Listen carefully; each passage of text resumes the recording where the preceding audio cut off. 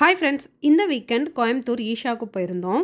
அங்கே தமிழ் தெம்பு அப்படின்னு ஒரு ஈவெண்ட் நடந்துட்டுருக்கு. தமிழ் தெம்பு அப்படின்றது தமிழ் கல்ச்சுரல் ஃபெஸ்டிவல். இந்த ஈவெண்ட்டில் தமிழ் பாரம்பரியம் சார்ந்த கலை நிகழ்ச்சிகள், விளையாட்டு போட்டிகள், உணவுகள் அப்படின்னு ஏகப்பட்ட விஷயங்கள் நடந்துட்டுருக்கு.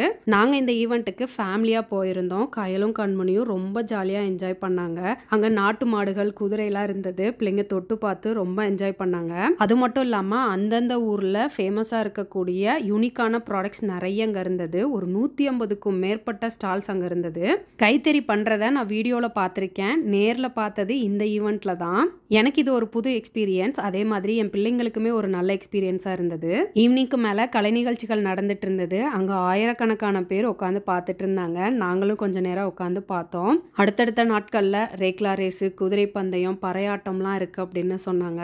நீங்கள் கோயம்புத்தூரில் இல்லை அதுக்கு பக்கத்தில் இருக்கீங்க, உங்கள் குழந்தைங்களுக்கு தமிழ் கல்ச்சர் பற்றி எக்ஸ்ப்ளோர் பண்ணி காட்டணும் அப்படின்னு நினைக்கிறீங்கன்னா கண்டிப்பாக இந்த ஈவெண்ட்டை அட்டன் பண்ணுங்கள். இந்த தமிழ் தெம்பு திருவிழா மார்ச் 9 வரைக்கும் நடக்கும். கண்டிப்பாக விசிட் பண்ணி எக்ஸ்ப்ளோர் பண்ணுங்கள். அவ்வளோதான், அடுத்த வீடியோவில் பார்க்கலாம். பாய்.